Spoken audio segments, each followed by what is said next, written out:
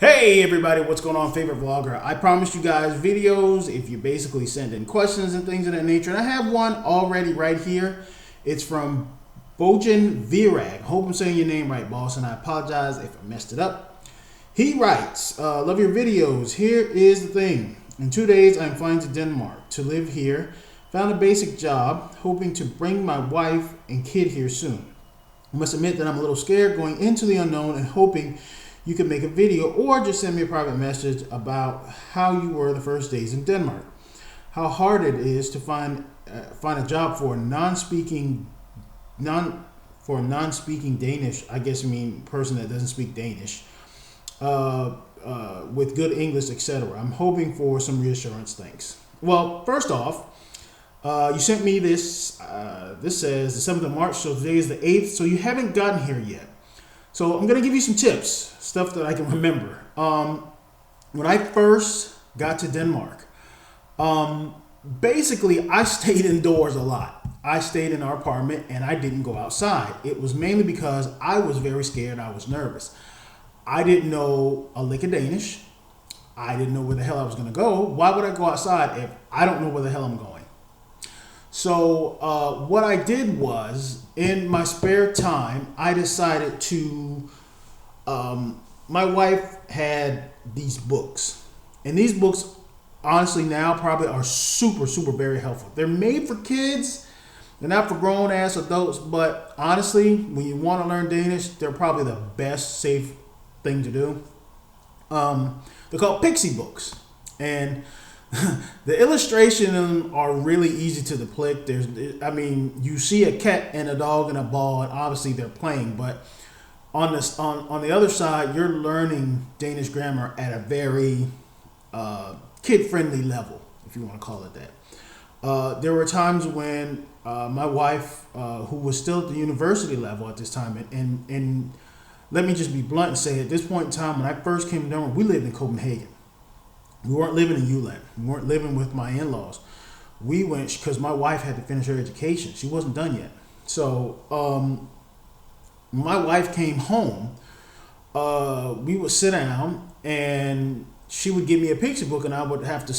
I look back at it and I think it was stupid. It was super corny. What 26, 25-year-old dude reads a 2-year-old book to 24-year-old wife? But it really helped out with my grammar. And I mean, she was amazed that I was, and again, like I said, I hadn't learned that much Danish at all.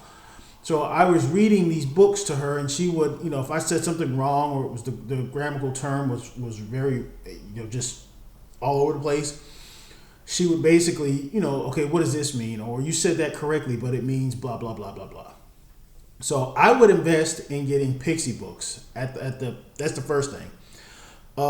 Second off, because I don't know where you're going to be living at. I don't know if you're going to be in Copenhagen, if you're going to be in Fyn, if you're going to be in Jylland. I would get on Google and I would learn your surrounding geographical areas. Like, learn what street you're on. Learn what buses come past you. Learn the bus schedule. What bus can you take to go into the center of town? What bus can't you take to go? It's going to lead you somewhere in BFE where you're going to get lost. If you're really feeling adventurous, get a bike and I'm not saying, go out and bike all up and down, whatever, but just bike out to a park.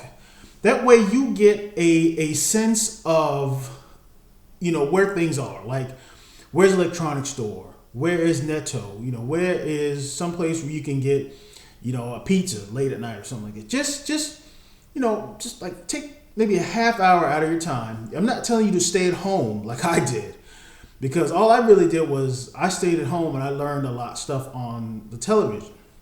Speaking of television, you can also do that too. If you don't feel comfortable going outside, they have obviously text TV. If there's a program, let's say like a Melrose Place or 90210, or whatever the show is, CSI. Obviously, it's in English, but they have text TV where it's dubbed. The text for Danish comes at the bottom.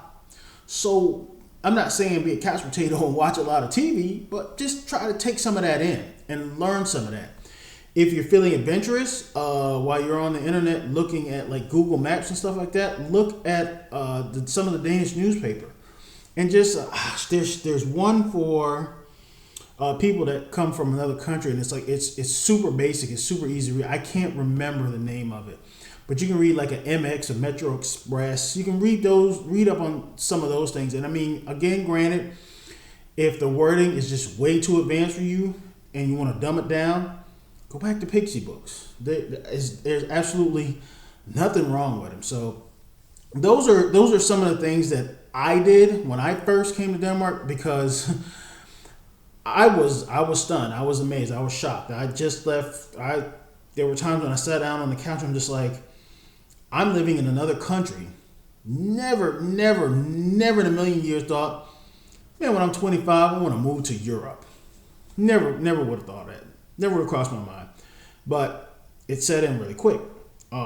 There's different time zones. You just can't get up and call your parents at 12 in the afternoon here, because like for me, I come from Florida. There's a 6-hour time difference. So if I decided, I feel like calling my mom 12 in the afternoon and say, hey, I'm in Denmark, that's 6 a.m. and they'd be pissed. But what I also did was there are groups. There are I don't know if they're still doing this free, but when I was in Copenhagen, my wife looked for like certain activities, and what they did was there was this church that was in the middle of Copenhagen. Can't remember the name of it now, but I know it's in Centrum, which is center of Copenhagen. I think it was like every Tuesday, every Thursday night, they had like a little gathering for people from different countries. And what we did, we just sat down and we, talked to each other. I mean, it was English, since English is the universal language. They knew that these individuals like me, we didn't really know any Danish. So they made us feel more comfortable. And I mean, we did activities, we had parties, we did Christmas time, they had, parties for all of us and stuff like that. And it was just, we want to make things easier for you. Welcome to Denmark. This is what we're going to do. So you might want to look into some things like those are free. There are some that are probably, it's going to cost you some money, but I'm not sure about those anymore now. But that's basically in a nutshell what I did when I was in Denmark. And like I said, I hope Bojan, again, I hope I'm saying your name right, man. If I'm butchering it, I apologize sincerely. If your wife is Danish, ask her about the Pixie books. And with your kid and stuff like that, I take it that they're from the States or wherever you're really from. But it might benefit you to even just watch some Danish cartoons. When I say cartoons, like they're called tiny films, but still, watch something like watch something on Netflix or watch something on like DR, and just watch it and copy and paste what they're saying. Basically, you're being a parrot and you're learning Danish grammar. It might seem stupid, it might seem dumb, but yet you'll be learning something. Like one day you'll just go out on the street and be like, what bread is, and oxycle, which is meat, and things of that nature. I mean, like I said, it sorry about that. It might seem like a waste of time, but I say a good 80 to 85% of the Danish population, they're very generous and will try to help you understand. You might stammer across your own words, but they will help you. They're not there to, belittle you. If you go into a netto and just be like, "Jeg skal have brød," or you don't know what bread is in Danish. If you just say bread, I mean, they'll ask you, "Skal du have brød?" Would you have bread or something like that? They will help you. 9 out of 10, and if you say something in English, they'll probably answer you back. The grammar may not be 100% flawless, but guess what? They know on the same exact level, okay, this guy or girl is not from here and they need help. That's basically it. So I hope that I helped you with this. I don't know. Well, first off, like I said, I if you get here safely, welcome to Denmark. But like I said, I think if you're looking for reassurance and things of that nature, don't even think about jobs right now. That's the least of your problems. You will get a job, but it will take some time. That is definitely, rest assured. You will not have a job for quite some time.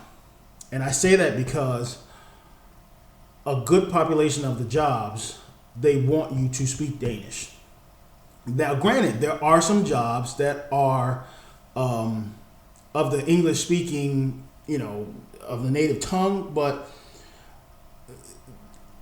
I've applied for them and been turned away. And I still, to this day, I'm still scratching my head for a couple of them.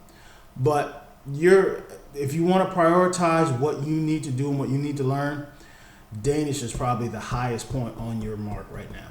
So try to learn as much as you can about Danish. And when you feel ready and solid enough, then enroll into a Danish grammar school where they basically drill you with Danish every day. I went into the advanced program and they drilled me, and it took me, I think it took me like 2.5 years, almost 3 years before I could start speaking relatively very good Danish.